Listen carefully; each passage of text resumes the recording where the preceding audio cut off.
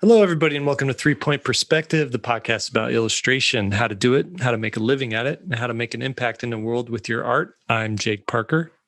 I'm Lee White. And I am not Will Terry. I am David Hohn. All three of us are professional illustrators, and for the last 25 years, have worked with every major publisher and publication in the business. We've published over 50 books and have all taught at illustration at various universities. That's right. Each week we come at you guys with a different topic on illustration. Sometimes we agree, most of the time we argue, but every time you're going to come away with something brand spanking new. All right. Should we address why David's joining us today or just move right along with it? Yeah, let's just move right on. We should introduce David though. David Hohn is at SVS, one of our newest teachers. And he is I guess we could say full-timer for lack of a better term. He's our first hired gun. Yeah. I mean, I'm around a lot more, which is great. Mm-hmm.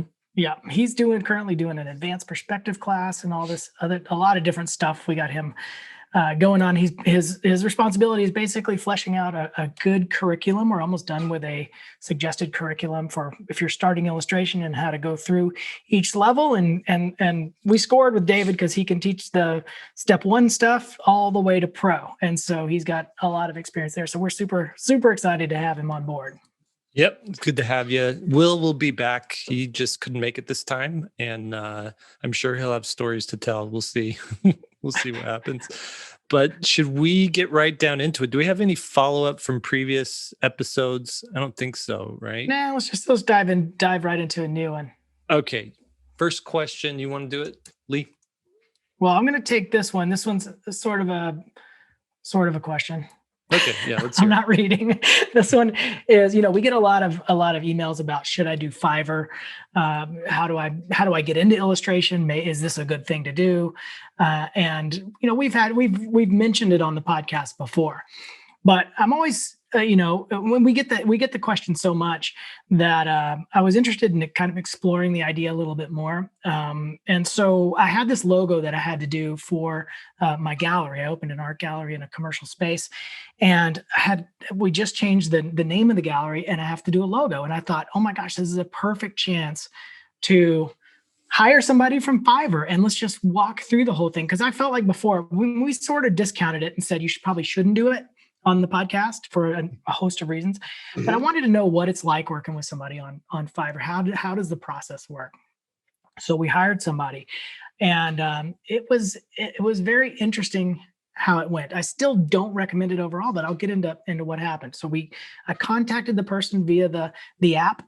It's a couple of different questions. You can go through people's portfolios, and just because I don't recommend it overall is not a judgment on quality. We saw some fantastic designers on there. That's one thing that I was first off just surprised with, is the quality level was really good. It looked as pro as anybody.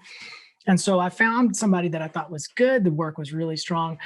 So I clicked on the little button to hire them and started going through the list of requirements. So they have the questionnaire, probably 6 or 7 questions right from the get-go. What are you looking for? What kind of style is it? Is there any colors that you like? It was a really basic questionnaire. And then you go in, there's like 3 different options that you can select. You get one logo, and this was just for a logo, so maybe it changes depending on what you're doing, but you get one logo and you get one option, and it's the finished deal, and it's like $65 and no revisions or anything like that. It's kind of, you pay for it and here you go. The second option gave you like 3 different logo options and up to like 5 revisions. And that one would be like $85. And then the third one was basically unlimited revisions. And it was, and they give you 3 to 5 samples or 3 to 5 options and with unlimited revisions. And that was like $105 to $115. I just want to say right off the bat, I was just shocked at these prices. Now, a lot of people are in different countries where the value may be different on what $100 is. But I just felt like right off the bat, that is very low. I mean, it is shockingly low.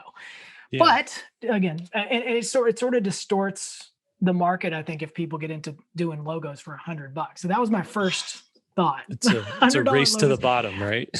It really is. It really is. That's a good way to put it. It's a race to the bottom. And if clients start thinking that's normal, that was my first feeling. It's like, oh my God, please let this not all of a sudden establish what normal is for doing a logo. Mhm. So, but I was curious, like, how is this going to go? And so I wrote up my little script, sent them up, off to the races, and it said, okay, we're going to give you your files in 2 days. So it was like a 2-day turnaround. In 48 hours, sure enough, I got an email. Hey, had a lot of fun working on your logo. Here's some awesome options. And that's where the trouble began. Okay. They did provide logos. Here's the problem between this option and working with a real designer. Mhm. There was no interaction. They basically read 5 questions that I answered as best I could, but very minimally. Mhm. And they went off to the races, and they gave me finished art, and even gave me like 5 files that had placed the logo like on a business card, on a menu or something. They mocked up the logo Sure. in all these different places, totally finished artwork. And it didn't look anything like what we wanted. And I realized there's the first problem: is we had 0 real client designer Mhm. interaction. Mhm. It was such a it was just like throwing darts at a dartboard for them. I tried to picture it from their point of view. Like, okay, they're a gallery. The name of the gallery is, at that point, it was going to be Paper Sparrow Gallery. And so, okay, and now I'm just going to run it through my logo generator. And they just Right. it looked like the work they gave us, while being decent, didn't match the gallery at all. It looked almost like a Twitter logo or a Fortune 500 company. And we're like Okay. a Like boutique a kind of startup, hand done. tech company type of thing, right? Right. Yeah. Yeah. Look like they're making hard drives. Paper Sparrow hard drives is good. That's what it looked like. And so it was just really off the mark. And so then I was like, okay, now I'm going to get more specific. And I tried to handle it like a normal person on the outside, not a designer, because typically it's not designers hiring designers. It's somebody Right. who has no idea what a logo is. So now I've got the unlimited revisions, and I'm like, okay, I gave him like 3 pages of logos. That was sort of exactly what we wanted. I could have given him that from the beginning, but I wanted to act like a normal person Mhm. interacting, not a designer. And so I gave him those and said, no, it's too corporate looking. We're going to want it to look more like this. And then they just sort of grabbed on. They didn't really listen to what I was saying. They just sort of looked at the reference and then did a hybrid of like a couple of those logos together. I could even spot the ones that they used. Really? And then it was sort of over. I just didn't. I wasn't going to fight this battle to Mhm. try to get this. I knew I wasn't going to get what I wanted at that point. It's just Right. going to be a back and forth. And I didn't want to ruin his time either, since this was just sort of an experiment. It would have been nice if it worked, because then I would have got a logo out of it for my gallery. Mhm. But overall, there's the big discrepancy, and it's good that I did it, because now I understand it. Is that it just, without the whole deal with hiring designers and hiring illustrators isn't the fact that they can draw or design. It's the fact that they can draw or design with what your needs are as a client. That client interaction and what the goal is super specific. And that's where experience. Then I realized that's why I charge a lot. And that's why students can't charge a lot, right out of school, is because they don't have the experience to really fine tune the message yet. Got Mhm. it. Mhm. Got it. I want to add the flip side to that. So last year, I hired a designer, a graphic designer, to do like a rebranding for my JP logo, for kind of my online brand. Yeah. You've I been don't know if doing that logo, by the way, for forever. what do you mean? I've just seen a lot of versions of this JP, but go ahead. So, well, okay. So I originally hired a JP, or a graphic designer, to do a JP for me back in 2013. And I used that JP logo all up until 2020 is when I did my new logo. And at that time he designed 2 versions of the logo. So I I replaced the old logo with the new version of the logo that was the closest match to my old logo. And then I used that for a year, and then used the newer, more 3D looking logo as like, this is the real logo, that the direction I'm going. So it's like, it wasn't, I don't think too jarring. And there was like some nice, I think, nice um, ramp up to where we're at. But Mhm. the reason I want to say this is for both these logos, I hired actual like graphic designers. One I knew personally, and then the second one for the new redesign, I searched on Instagram for designers who were posting logos that looked like the kind of thing that I wanted. They were already doing the thing that I wanted. And I reached out and contacted them and just said, first off, do you have availability? And what's, what would it be to, how much would it cost me to get a logo done? Like, kind of feeling it out to see if I even had the money to afford this guy. Mhm. And it came back, and the budget was about $1,000, he said, and and he could turn it around in probably a month's time. All that worked for me, and I decided that. And I also asked him too if he was okay with some real back and forth, where I would actually be drawing some designs off of his designs, and then he would be working off of my drawings. And he's like, no, that's totally cool, because I knew I had something to give to this design, as more than just, I want it to look, just words, just descriptions. I could actually, since I am an artist, I could like sit down and draw something. And so that's how we worked. I sent him sketches that I had done. I sent him like a mood board of all these other logos that I'd found that I'd liked.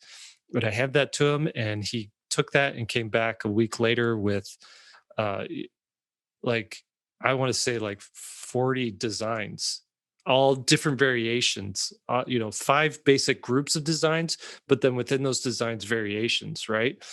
And then the rest of the time, it was just back and forth. It was like, okay, well, let's clean out these ones. I don't like these ones. Let's narrow down and focus on these ones. Let's go back and forth here. And we just repeated that until we got the design that I wanted. And I felt good about the money that I'd spent. He felt good about the collaboration, and providing something that I really liked. I really liked what I got. And it was just an overall good experience. And I would say, because I also picked him too. There was 2 graphic designers I wanted, and I reached out to 2 of them, and one of them was way more experienced and had way bigger clients under their belt. And then there's this guy who was less experienced, but still had a nice polished design to him. And the other guy didn't even get back to me, didn't even respond to my email. And this guy responded and was enthusiastic. And I was like, let's go with him. Let's do it. And so that was my experience doing the logo. I think the question of why you need a logo is probably something for another day, but suffice to say, that's a tale of 2 logo stories right there. Absolutely. I have a quick question just to follow up a little bit with Fiverr.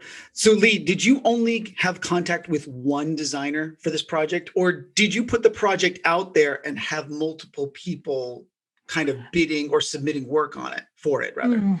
I don't know how to do that. It was my sort of first time dealing with the platform. So Okay. I don't know if there's a way to do that. Like, hey, I got a poster and 50 people bid on it. If that's an option, I didn't know how to do it. I was just dealing with one person. Okay. I guess there was 2 issues that I really found from it. One was the lack of going back and forth, but the other thing that I thought was weird working with Fiverr as opposed to the process Jake is describing there, Yep. is that they felt the need to give me finished files. I just Right thought from it the was, I start. was like, if they spent, they gave the turnaround was 48 hours. And if they spent, the majority of time just polishing it so it looks like a finished logo, I thought, what a waste of time. Give me 20 options that are just sketched out. Maybe they think that by providing a finished file that, if it's an inexperienced person hiring them, maybe a lot of people are just like, oh, it looks like a real logo.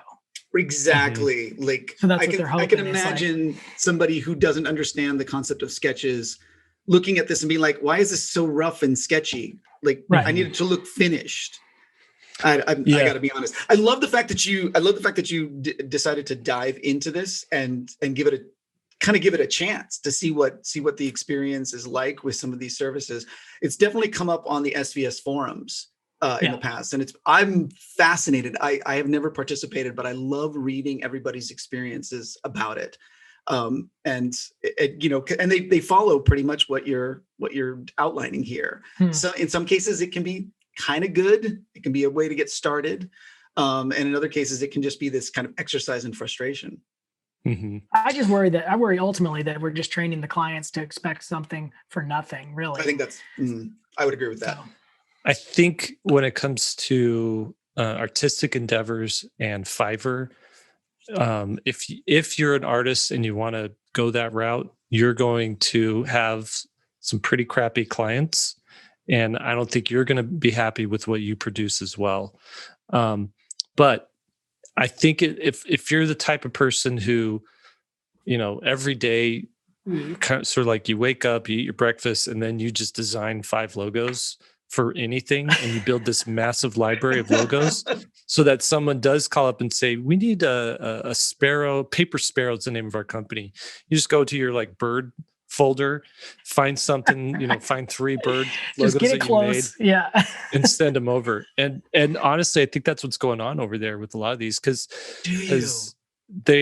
I think the majority of the people contacting them is just someone who's like, okay, they're my brother-in-law, right? He started a business a couple of years ago, which does vending machines, right? He just goes around, updates vending machines. And when he went to register the business, the person there was like, okay, you need a name for your company and you need a logo. And he's like, and he took 1 minute and came up with a name for his company. And then he didn't even I think he just used a letter, just like a font letter for a logo, right? Mm-hmm. For Christmas though, I designed him a logo for him. So it actually looks like professional. But that's the type of person that's that maybe is a little more discerning, will go on Fiverr and be like, I got a budget of $150. Show me what you got.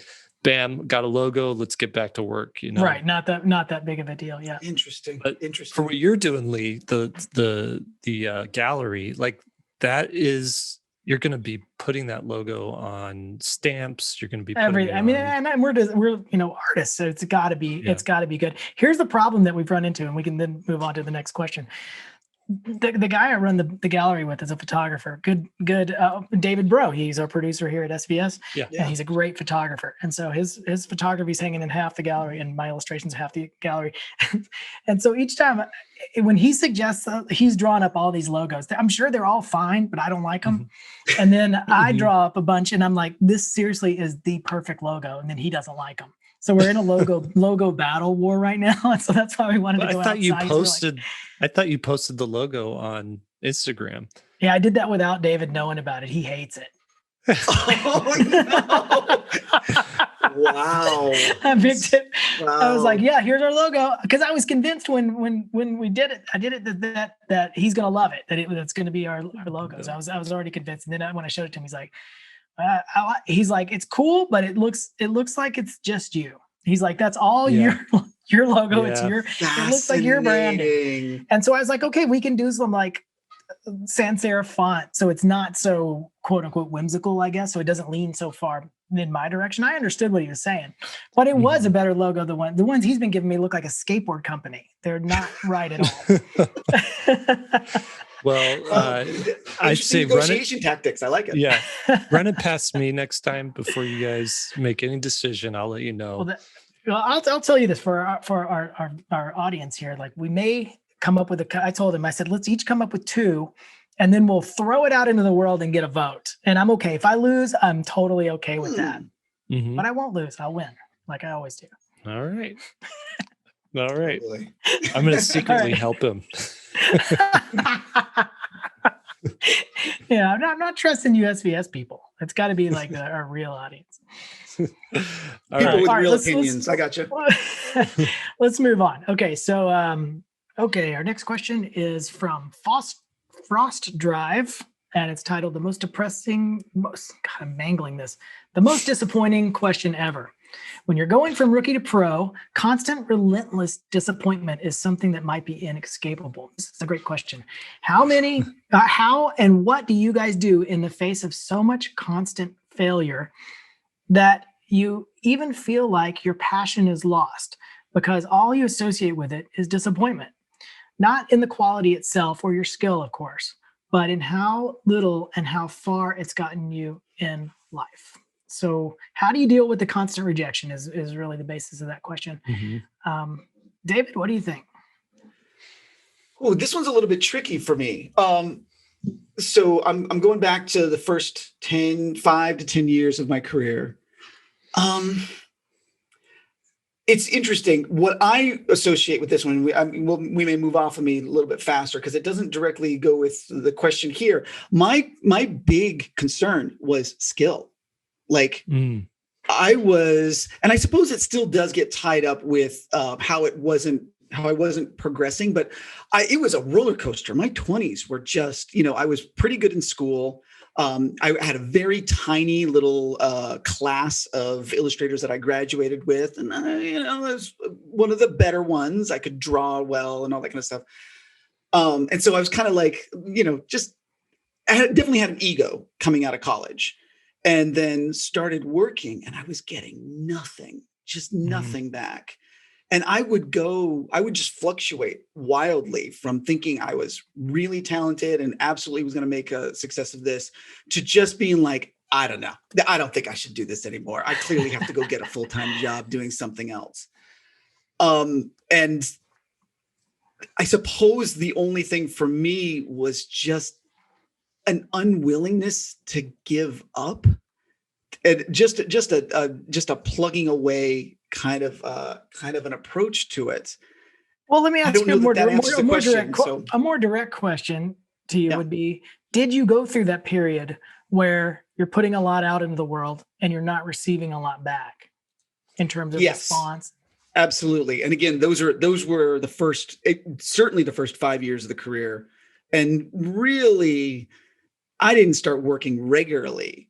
Like, you'd get the job here and there, but things are happening. This is actually how I make my money. This is how I make my mortgage and my rent. I guess it was rent initially, mortgage soon thereafter. That didn't really happen until 8, even 10 years into it. So yeah, I had that. The question on this one is how did you deal with the constant failure? Yeah. What do you do in the face of that much? I'm going to toss it over to you guys, because I mean, other than like, just do it. And that doesn't feel like a pretty actionable thing. I wonder, I'll have to dissect or investigate that a little bit. For me, just to give you there's a couple of ways to answer this question. I'll give you the first is your personality is going to dictate how this feels to you. And I hate to be so abstract there, but there is a wild, range of reactions you can have to this. And I'm going to give you a little example of how my personality works here. I used to, when I was a teacher in Portland, I used to play pool during my breaks in between classes with one of the other teachers. We had this place across the street. And so we go over there and play pool. And the guy that I was playing with he's just like a pool shark. He's one of those guys that's just good at bar games, darts and shuffleboard and pool. And so he would just beat me and beat me and beat me and beat me. I mean, just over and over. It would be like 30 games straight. And then I would win one. And the gloating that would happen at that point was just so it didn't even match how many times I had lost. But it would be like, oh, I crushed you. How did it feel to get so crushed by me? And I wouldn't play him for like a week just so I could ride out that victory. So that's kind of how I deal. Like I can lose so many times. Maybe it's from being a twin, but I can lose so many times. And then when I finally get a win in there, that's all I think about. I never think about the 30 losses that were previous to that. It's I only think about the one that I won. So that just, it sets up kind of how my personality is. And to fast forward that into the illustration realm, well, David, you were using AdBase as well as I was for a little while, I think, for marketing and advertising. Do you This is that? where you pay for a list of potential clients. Yeah. And so they had a Yes, service where you could I they would give you a mailing list, and we'd send out postcards, and that's how we got our mailing list. And then you could also do emailers where you get this list of people and they opted in. So, it wasn't going to be spam. You send out, so I can't remember how much it was, but let's just say 1,000. And they would give you a little guideline. When you send out these digital postcards or these digital mailers, the response rate, like a great response rate, would be like 2% of people just opening the email. Yep. And then it would also track how many people opened the email and then clicked your link. And so if 2% are opening out of the 1,000 people, how many people are actually going to the website? It's a fraction of that. And that was that's just how it worked. That's how everybody's emailer worked. And once I got comfortable knowing that's sort of the numbers we're dealing with in terms of what success looks like, it changed how much I needed to get out of it. That's interesting. Okay. You know what I mean? Mm-hmm. That's interesting. There's actually a quote that I always come back to. It's by Bill Watterson, creator of Calvin and Hobbes. And he said this in, I believe it was a speech he gave to a graduating class of I think the college he went to. I don't remember the details, but the quote is this: "You will do well to cultivate the resources in yourself that bring you happiness outside of success or failure." Okay. So I think you look at people who are successful and happy. These are people who are less concerned with their successes or their failures as they are with the work that they're doing. There you go. Does that make sense? Oh, yeah. And I look at people, and even myself, when I was able to not worry if something succeeds, a book project or a piece of merchandise that I put in my shop or an Instagram post. If I go into it thinking, I just want to do this because it's bringing me joy, or it's making me become a better artist, or I'm getting better at my craft through doing this, that in and of itself is worth it. And if you show up to do that every single day, to continue creating, continually improving,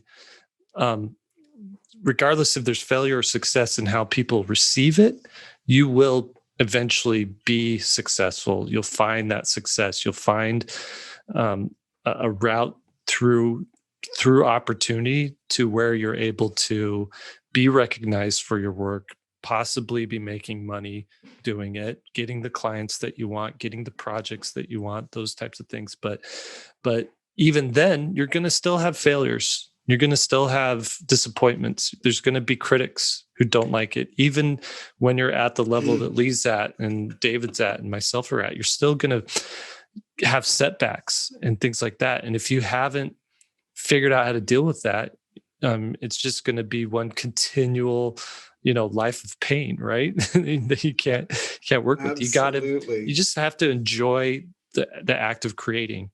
And I should add, as a perfect segue to add a little thing there.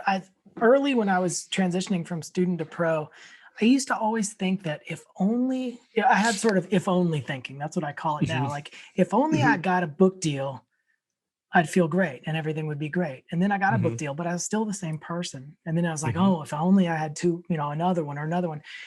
And it never changed from when I got the success or when I didn't get the success. You know what I mean? And so watch out for thinking that, if things were different, that you might feel different. You sort of have to cultivate that happiness, like Jake is saying. Yeah.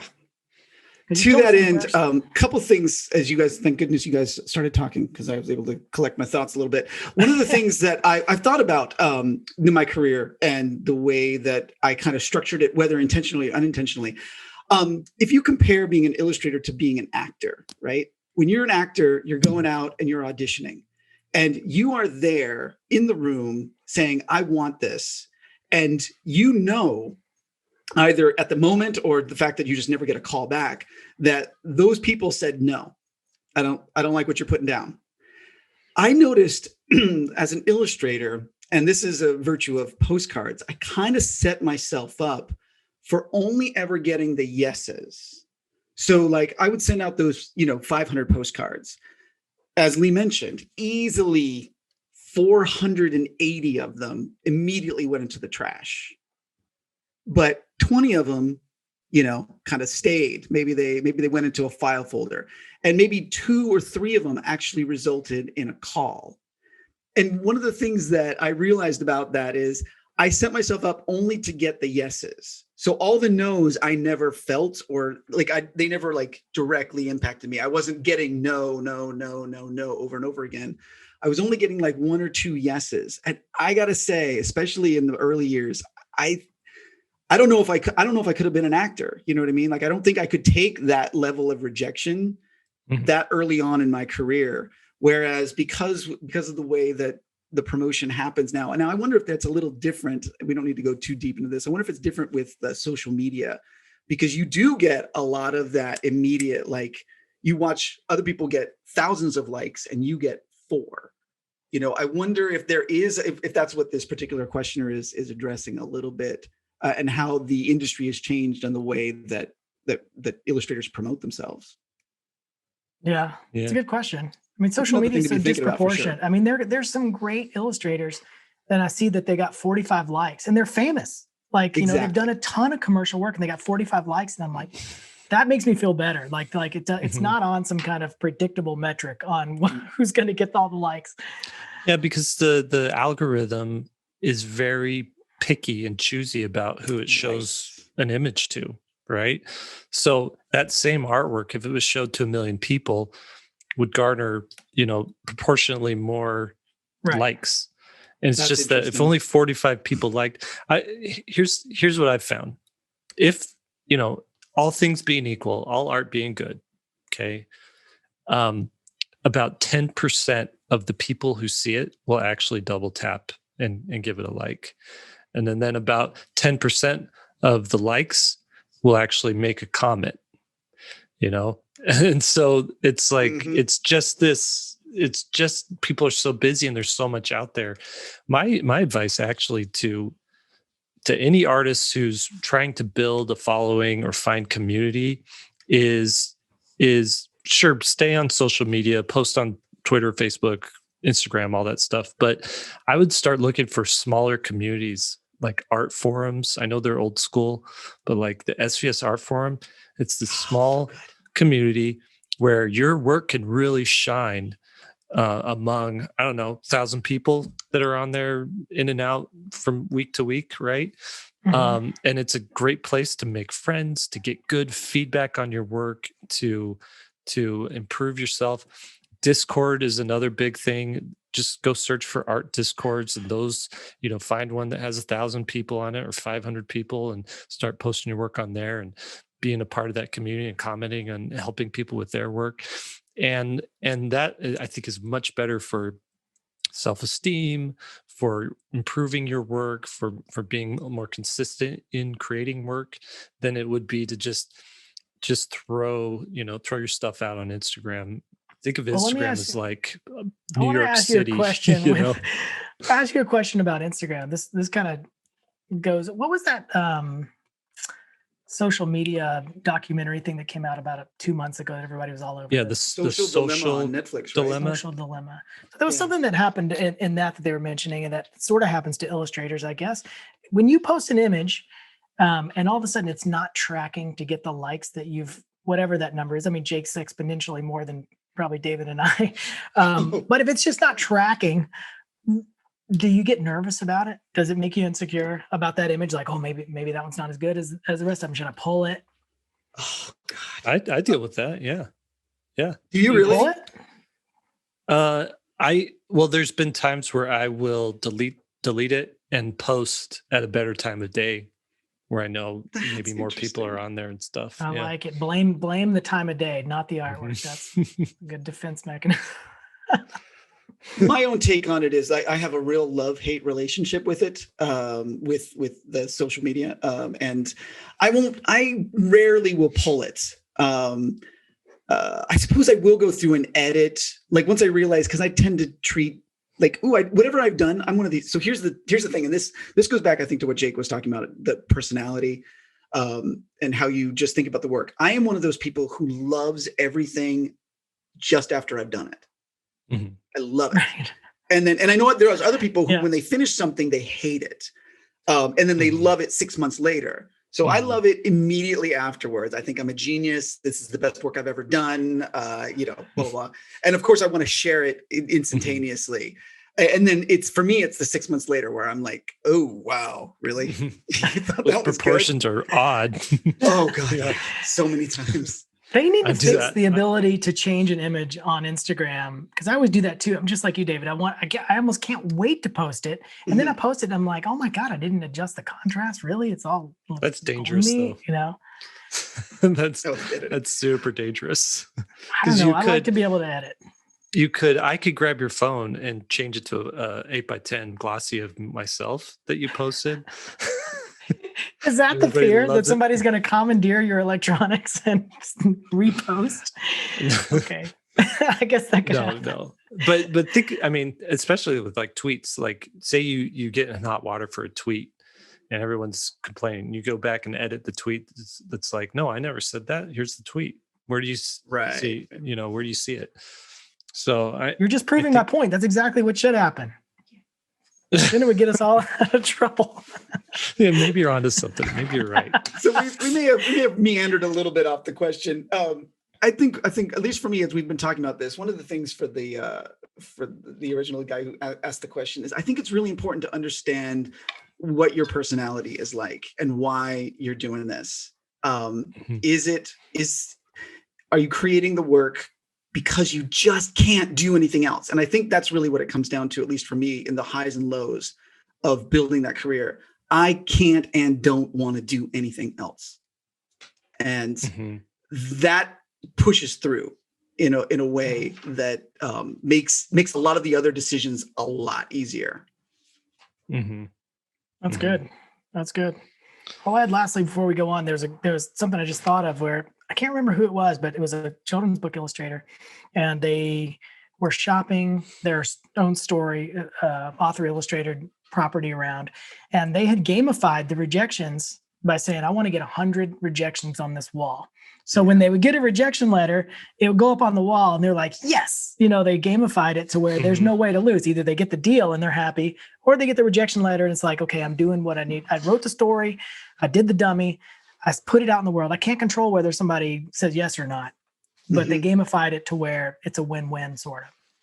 I'm going to recommend for you Frost Drive, this book. It's called Grit by Angela Duckworth. It's the power of passion and perseverance. And essentially it's like, it's a psychologist that gets into why some people quit and other people stick with it. Right. Oh, I'm into this. I highly recommend it. And I'll boil it down to this. This is a quote I took from the book. Interest, practice, purpose, and hope. These are the key elements and attributes of people who have persevered and found success. So you have to be interested. You have to practice, get better. You have to have a purpose. If you're just drawing and creating for no purpose, you're going to fizzle out. And then you have to remain hopeful. You can't doubt. You can't lose that that brighter future that you're thinking of. So those are the four things that I think can be found among the three people sitting here on this podcast. Anybody else that you've found who's successful, who's stuck with something for a decade, 2 decades, and are still doing it. It's those things. So let's leave it at that. Cool. That's good. All right, let's move on. We definitely are meandering.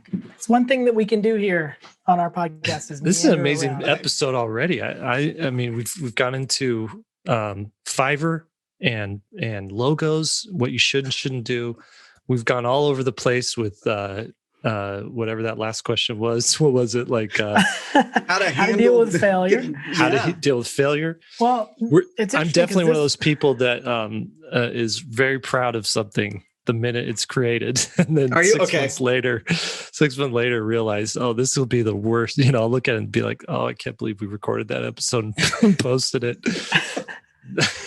We have a weird relationship with stuff because the things that we do exist. Like once you're actually getting published and things are being printed, or in this case, just put online or whatever with our podcast, it's all of public record. I mean, you are who you are at the time you record it or at the time you make it, and then it's done. I mean, some of the books that I did early on, I thought were good. Now I look back and they weren't that good. I thought that was going to be my springboard to success, and the world's going to see how great I am. I look back, it's like, nah.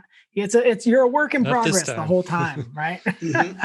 Right. All right. So actually, a pretty good segue to Zach's question, which is next. He says, "Hey guys, I love the podcast. I've read that in order to find work, you will be successful at. Yeah, you should." I cannot read this for some reason. Start over. Okay. Hey guys, I love the podcast. I've read that in order to find work you'll be successful at, you should look for what kind of pain you want to deal with. I was wondering if you guys could go through some of the day-to-day pains and or downsides of being an illustrator, maybe even of the different avenues an illustrator can go. Thanks for your time. So what are some day-to-day pains that illustrators face? It's essentially like pick what poison you're okay with, right?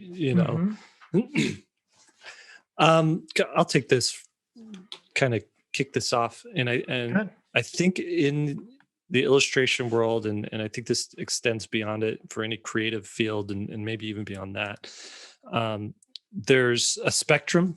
And on one end of the spectrum is the employee, and on the other end of the spectrum is the entrepreneur. And the employee, the extreme example, is someone who doesn't like risk. They like, they like a nice stable atmosphere. They like to know that the things they expect actually happen. They're given an assignment, and they want to live in that narrow window of creativity and provide the best thing that they can do within that narrow window. And companies love employees because they need employees to survive. So if you go work for Disney, if you go work for a video game company, Bungie or EA or something like that, you're going to be given an assignment, and you're going to be told to do a specific thing, and it's due on a specific date, and they're going to pay you a paycheck on a specific date, and you're going to get benefits, and it all works out, and that's great. The other end of the spectrum is the entrepreneur, and this is the person who takes full responsibility for everything, never knows when the next paycheck's going to be, is okay with failure, is okay with success riding on whatever it is they're doing, never knows if they're going to have, be able to pay their mortgage or be able to have a retirement or something like that. But they're hoping that the thing that they work on is going to pay off big someday. But nobody's telling them what to do. Nobody's giving them an assignment. They're kind of looking and seeing what's needed and seeing if they have what it takes to fulfill that need. And you have to figure out where you are on that spectrum. Are you 90% employee, 10% entrepreneurial? Are you 50-50? Are you way more entrepreneurial and 10% employee? And find the work and the work environment and the job that best fits that. Because if you are an entrepreneur and you love calling all the shots and you love being the boss, but you're trapped in a job, you're not going to be happy. You're not going to make good work. And if you're like an employee type who loves stability, but you're out there like trying to get stuff done and make a difference, you're going to be so stressed out and so worried that you're not going to make good work either. So you got to find where you are on there. And it might be that you need that stability, but you also want that creative freedom. So you take a job that isn't creative, but pays the bills so that you can devote all this creativity to like risky stuff and know that you're not going to lose your shirt. On the other hand, it might be a flip version of that. So I would say, like, going back to those pain points, security and freedom are like the two two opposite things.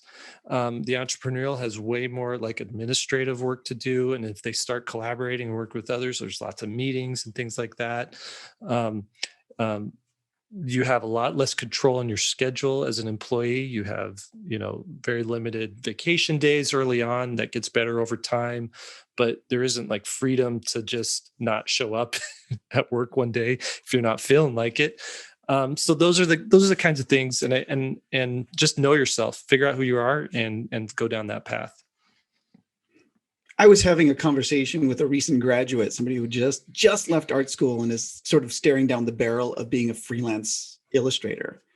And it was a fascinating conversation because he was saying that like he's kind of just realizing like there's never nothing to do as a freelance illustrator. There is never like, I have nothing. When you're full-time, you go in for those 8 hours and you're expected to be there for 8 hours every day, but, or 9 hours, whatever it is. But after, you clock out, that's it. You're not working on the business stuff anymore. Whereas as a freelancer, you can stop at 6 o'clock, but there's still a million things to do. There's always a new promo to do. There's always, I'll say, just going in directly to Zach's question here, like, what kind of pain do you want to deal with?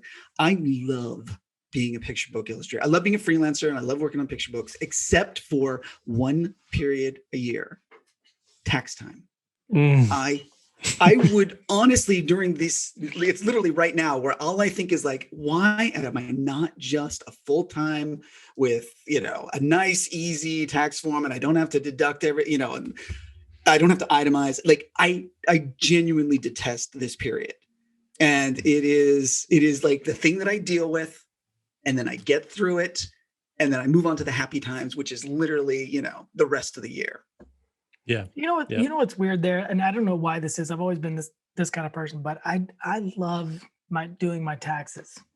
What is wrong with you? I don't know what it is. Here's the thing: is I do a deep dive on that side of it, and then I love learning about how each rule works with taxes, and then the next year I adjust my life to fit that rule.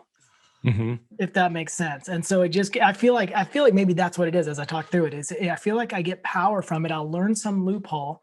Like, hey, like if I want to go on vacation somewhere, I pick somewhere that I really want to go, of course, because that's where you're going on vacation. But then I also line up a few gallery visits while I'm there and try to say, hey, I'm going to show in these galleries. Maybe I do end up showing in the gallery, maybe I don't. But now the vacation is tax deductible.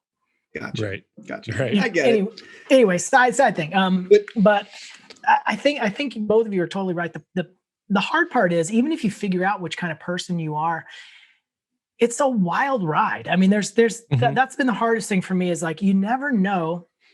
Like David said, you got all this stuff to do, but which one do you do?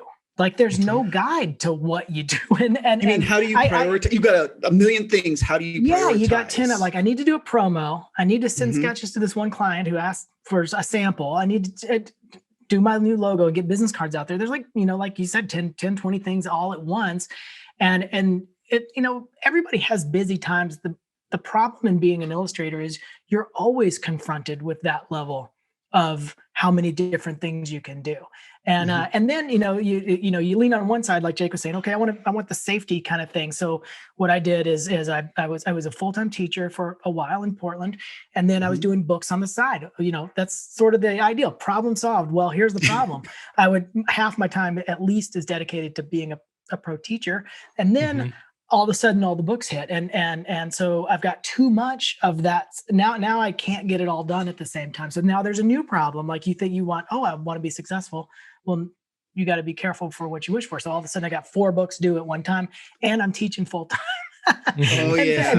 And then so once you get into that, okay, I'm doing books when I come home from teaching, and I got to prep these lectures and go teach. Well, now there's no self-promotion being done, because I'm into that. And so it's just it's a wild ride. And there's like David said, you could do one of any 20 things at once, and figuring out time management for something that works is going to be absolutely essential. And even when you figure it out, it's still a pain point. Even now, it's a pain point for me at trying to figure out what to do and how to do it. So I'll just give a little anecdote of a mini breakdown I had. I think it was last week. Jake, I decided to sign up for your very good weekly newsletter. Okay. Now, thank you. That led me. No, it's great, and I'll go ahead and I'll plug that for anybody who hasn't done it. It's really good. So that led me to go to your website, and I've been aware of your work for ages, and all the various things that are going on. But I'm looking at your website, and it just speaks to, again, we've mentioned this on a bunch of these questions. You kind of need to know who you are and what your personality is, and then try to figure out sort of where you fit and how comfortably you fit. So I was having this discussion with my wife. I went to your website. I was looking at it. The weekly newsletter is really great. You've got the Patreon going on. You've got the freelance. You've got the SVS. You've got the Inktober. I was just like, how can, and a bunch of pins too. He just released like a line of like 8 pins or something. Exactly. Like, if this is what success looks like, it's not for me. I cannot physically do this much stuff. And I mean, honestly, the multitasking aspect of it is phenomenal. And I really did have a little bit of a, now keep in mind, for anybody who's starting this out and is like freaking out, I'm 20 years into this and I'm like, I don't think I can do this. If this is what it takes to be a freelance illustrator, shut it down, And again, I have those, I'm competitive. And I see people's success and I want to emulate it. And I want to and I've listened to this podcast and, I take all this stuff to heart, all the stuff that you guys are talking about. And of course, as an instructor, I want to pass it on to the students, but it can just feel like if you hold yourself up to a particular standard, it can feel overwhelming. So all of that is to say on this one, we've talked a lot about freelancing and time management. And yeah, that is probably a pain point. Really. The pleasure for me is I love working on my own stuff. I love having my name on it and it being, kind of like I illustrated that book, as compared to being a full-timer where I worked on this one pre-production part of this game that no one will ever actually see. Like that part, that collaborative wasn't enough for me. Like on my scale, I needed more ownership rather than less. But at the same time, in getting that ownership and getting that freedom, I need to take on this other responsibility of like, okay, my time is going to always feel stressed, always feel pressured. How much of that can I handle? And what am I willing to kind of give up? So anyway, I'm completely impressed by you guys. I want to say too, though, like all the website stuff, everything that you're saying, like that was it's stuff just built over time. Like it hasn't all happened at once. Sure. It's just like let's figure out a way we can automate something, or we can hire out an assistant to help with something, or we can, double dip like Patreon. I'm already making stuff. I might as well share behind the scenes and people could see that, so it's like, it's just finding a way to like fold stuff on top of each other one by one and not going out all at the same time. And if you think that I don't end up some days laying on the floor, staring at the ceiling, thinking, how am I going to get everything done? Or how am I going to keep proceeding? Like, how am I going to make this work? That happens too. So it's tricky. I'd like to ask your opinion on one aspect of this industry, and that is the infrequent amount and times we get paid. That was throughout my whole career. That's been a tough one. It's been a little easier the past 5-7 years as my rates have gone up a little bit and I've been more successful. But especially in those first 10 years, I remember thinking like seeing other people on Facebook or whatever, hey, I'm going on a week-long vacation. I'm on vacation this week. And I'm a freelancer and I'm like, how can you take I don't know how much I'm making. I don't know when I'm going to get paid. How do I take a vacation? Or how do I, like when we were first applying for a mortgage for the first house we bought, I was thinking how, they're showing me all the monthly breakdowns of all this and that and insurance. And I'm like, how can I do this? and know that I'm going to get paid, because the pay periods are just so infrequent. Sometimes it's 6 months before you get paid. Has that been a stress point for you guys, and how did you solve it? Definitely. Constantly. Yes. How did I solve it? Ideally, it's you have a rich spouse or a rich somehow benefactor, and you don't have to worry about it. But I know all of us have either creatives as spouses, or it hasn't been as consistent from that other side where you're stable. And so how did you deal with that kind of unknown variable and still live a normal life? Right. So for me, it was coming up with as many passive income streams as I could, as I could feasibly do. Right. So the online shop is an extension of a Kickstarter. So you launch a Kickstarter and then you print, 1,000 extra copies of whatever it is you're making, a book or something. So you deliver what you need to deliver to the backers, but then you have all this other stuff that you just have in an online shop. And every time I post on Instagram, there's a shop sale. It may be one, it may be two. If I'm actually like pushing something, there's more. So it's just like, if I didn't have that shop there, that would be like free money. It's not, it's just free money that's passive there money, because I have stuff there. Right. Yep.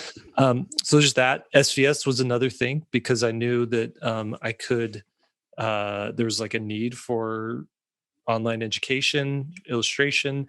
And it was also something that I knew a stream of income could come in while I was doing other stuff, so I could have that baseline. Right. Love it. And then kind of trying to do that somewhat with Inktober, taking on sponsors, because that thing, it takes a lot of time. There's a lot of administrative to keep it running, and sponsorships was a good way to sort of cover my time, be able to pay my assistant who helps me out with that as well. And so there was also like affiliate links on Amazon. So if people are already shopping on Amazon, they could take one of my affiliate links, and then I'll make, I think I've been making $200 a month from affiliate links for the last 5 years, So it's like just piling up these things on top of each other. And then, at least mortgage payment is covered every month. You're not going to lose your house. Everything else, okay, and now I need to do freelance work. Now I need to do a children's book. Now I need to do this to like make sure we have all the other bills that we need to be paid, and savings and investments and all that stuff. I'll go ahead and cop to the starting out. I made no money. When I had a full-time job right out of school as a staff illustrator. I would hustle on the evenings and weekends for the freelance stuff, just like everybody else, right?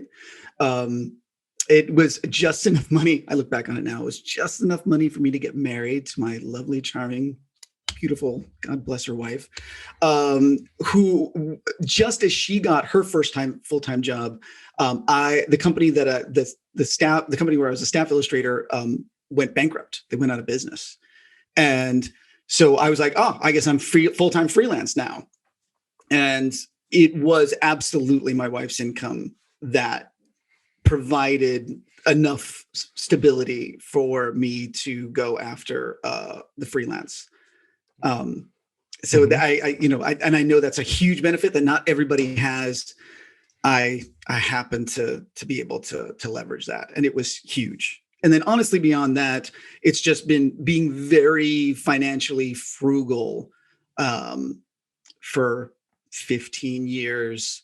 And I'll go ahead and mention this, being friends with Lee, who is aggressive. He was the first person who introduced the concept of being mortgage free. I heard Will talking that he went mortgage free recently for his house, which is just phenomenal. And that is, again, I know that that's not something that everybody who's listening to this can be like, oh, I'm going to do that next month. Of course not.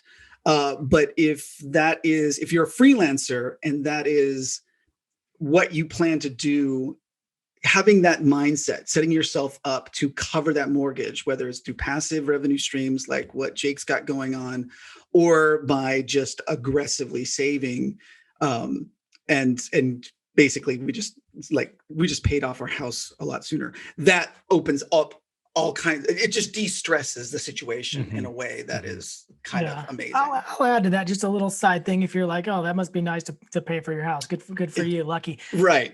Once for me, David's right. I was totally aggressive with that. But I was not wealthy or anything like that. But once it became a focus and I started researching it online, follow like Dave Ramsey, or there's a couple of different groups online that are like extremely adverse to debt. And then you start to see, oh, hey, I'm 30, you see their post. It says, hey, I'm 32, just paid off my house. Hey, I'm 35, I just paid off my house. All of a sudden you start to see people actually doing it. Then all of a sudden it becomes this thing like, wait, people do it. And then it just changes in your mind from this thing that you can't do because you just never seen anybody do it to all of a sudden like, hey, how could I do it? And everybody's answer to that question is going to be different.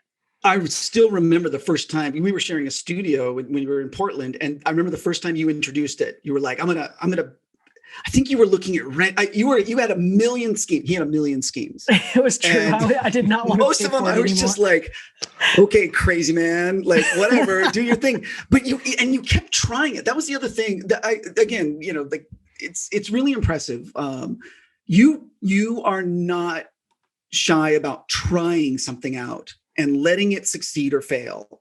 I tend to be way more conservative. I just have like, I just don't, I don't try. I'm not I'm risk averse. And so it was a big part of like watching you try these things out where I was like, exactly what you just said. Oh, maybe I can do this in my much more safe, reliable version way. Of it, right. Yeah. My version of doing this thing that honestly, I didn't even think was possible just because I'd watched my parents and my siblings and friends, everyone had a mortgage until they were, 60 or whatever. Right. Most people have it forever. And it just doesn't have to quite be that way. Mm-hmm. Yeah. Good. Interesting. Oh, should we wrap it up there? Yeah, we're a little over an hour, so let's go ahead and call it a day. Okay. Thanks everybody for joining us. 3-Point Perspective is made possible by SVSLearn.com, where becoming a great illustrator starts. And your hosts today have been, that's right, David Hohn, our guest panelist, not a panelist, host, guest host. I said host. Anyways, our hosts have been David Hohn, Lee White, and Jake Parker. And you can find David Hohn at davidhohn.com, and Hohn is spelled Hohn. And also follow him on Instagram at David Hohn Illo. Lee White at leewhiteillustration.com, and you can follow him at Lee White Illo. And I'm Jake Parker. You can follow me at mrjakeparker.com or at Jake Parker on Instagram. Podcast is edited by Daniel Tu. That's Daniel TU. And you can find his work at daniel2.co. Special thanks to SVS production manager David Bro for all that he does to help us out here at SVS. And thank you to our social media specialist, Lisa Fott, for all that she does with SVS. Now, if you like this episode, please share it around. You can subscribe to it on iTunes or whatever podcasting app that you use. Wherever you do subscribe, please leave a review. We'd love to hear what you think. And if you're wanting to join in on this discussion, you think we answered a question wrong, or you like an answer, or you have a different take, you can join into that discussion over at the SVSLearn.com forums, where we have a thread devoted specifically to this topic. So yeah, just chime in over there. Let us know what you think. I think that's it, everybody. Thanks. We'll see you next time.